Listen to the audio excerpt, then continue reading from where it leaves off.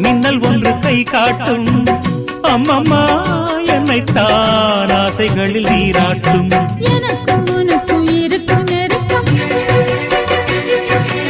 இளமை தொடங்கி முதுமை வரைக்கும்